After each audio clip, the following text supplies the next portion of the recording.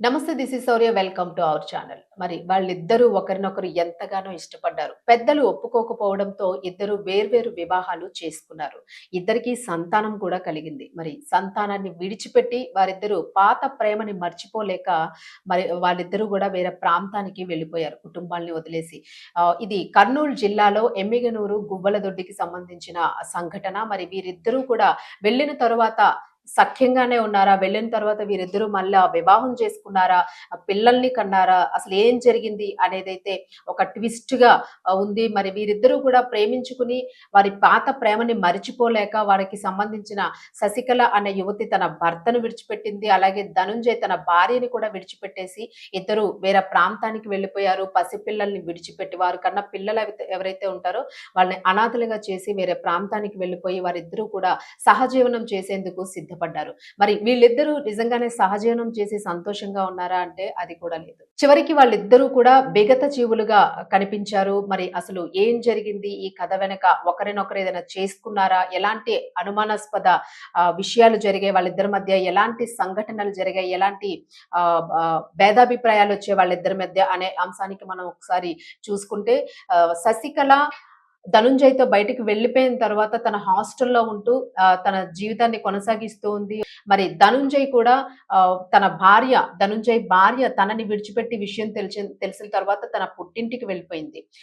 మరి ధనుంజయ్ శశికళని సరిగా చూసుకున్నాడా అనే విషయానికొస్తే మరి శశికళ ధనుంజయ్ నుంచి గూడా అనేక భేదాభిప్రాయాలకి ఇద్దరి మధ్య వచ్చినట్లుగా తెలుస్తోంది. శశికళని తను ఏదైతే ప్రామిస్ చేసి తీసుకెళ్ళాడో, ఏదైతే అనుకుని బయటకు వెళ్లారో వాళ్ళిద్దరూ కూడా అంత సఖ్యంగా లేనట్లుగా కనిపిస్తోంది ఈ కేసు విషయంలోని.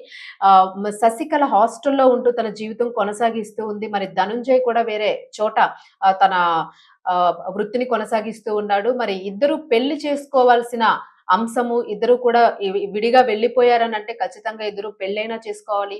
లేదా ఎక్కడైనా ఒకే చోట కాపురం అయినా పెట్టుండాలి. కానీ ఎక్కడా కాపురం పెట్టకుండా శశికళని హాస్టల్‌లో ఉంచాడు. ధనుంజయ్ వేరే ప్రాంతంలో ఉన్నాడు.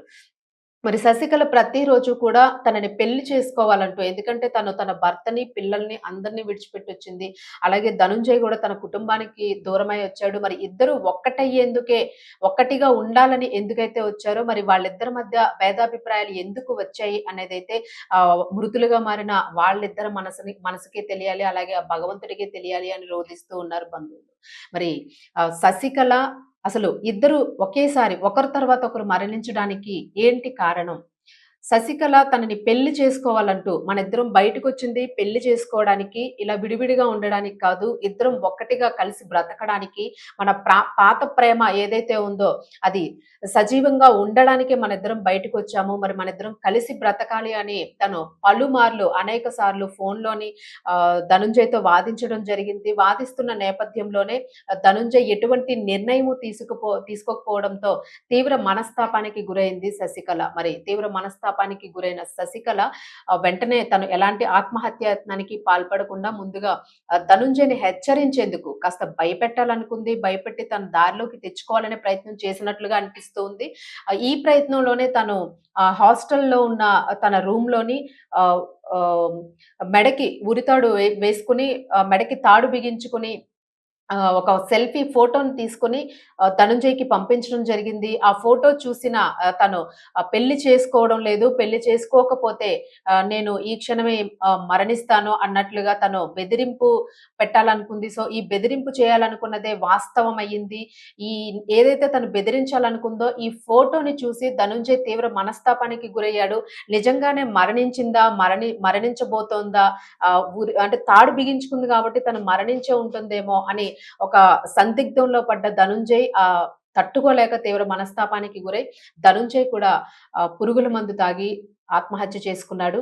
మరి ఆత్మహత్య చేసుకున్నాడన్న విషయం తెలిసిన శశికళ అప్పటికి మరణించలేదు. తను బెదిరించాలనుకుంది కేవలం. మరి ధనుంజయ్ చనిపోయాడన్న తరువాత తను తట్టుకోలేక శశికళ కూడా పురుగుల మందు తాగి ఆత్మహత్య చేసుకున్నట్లుగా గూడా ఈ కేసులో పూర్వపరాలను బట్టి తెలుస్తూ ఉంది.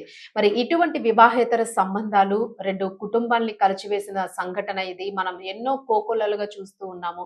పిల్లలు కూడా అనాథలుగా మారారు. తన శశికళ ఇద్దరు చిన్నారులు గూడా అనాథలుగా మారారు. అలాగే ధనుంజయ్ విషయంలో కూడా భర్త లేని భార్యగా మిగిలింది. అలాగే తల్లిదండ్రులకి ఎన్నో కలలుంటాయి. ఇవన్నీ కూడా ఆశలన్నీ గూడా నిరాశలుగా మిగిలిపోయినియి. మరి ఇద్దరూ కలిసి జీవించారా అంటే అది కూడా లేదు. ఇద్దరూ గూడా మృత్యువాత పడ్డారు. ఇద్దరు గూడా మరణించడం జరిగింది. మరి అసలు ఈ కథ సుఖాంతం అవ్వకుండానే ఆహ్, మృత్యుఘోష వినిపించిందే తప్ప ఎలాంటి సుఖాంతము కనిపించలేదు. మరి ఇటువంటి వివాహేతర సంబంధాలు ఎంతవరకు కరెక్టు అని నిపుణులు చెప్తూ ఉన్నారు. ఇది అసలు ఎట్టి పరిస్థితుల్లోని వివాహేతర సంబంధాలనేవి ఆహ్, సేఫ్టీ కాదు. వివాహేతర సంబంధాలనేవి ఒక మంచి అభిప్రాయం కాదు. దీని నుంచి దయచేసి బయటపడండి అని కూడా నిపుణులు చెప్తూ ఉన్నారు. అయినప్పటికీ ఎలాంటి మార్పుని మనం సమాజంలో చూడడం లేదు. మరి ఇటువంటి మార్పు తప్పకుండా రావాలని వారి తల్లిదండ్రులు కూడా రోదిస్తూ ఉన్నారు. అనేక చిన్నారులు అనాథలవుతున్నారని న్యాయ వ్యవస్థలు కూడా చెప్తూ ఉన్నాయి. మరి వివాహేతర సంబంధం పెట్టుకునే ముందు మీరు చాలా జాగ్రత్తగా ఉండాలి అని హెచ్చరిస్తూ ఉన్నారు. తస్మాత్ జాగ్రత్త.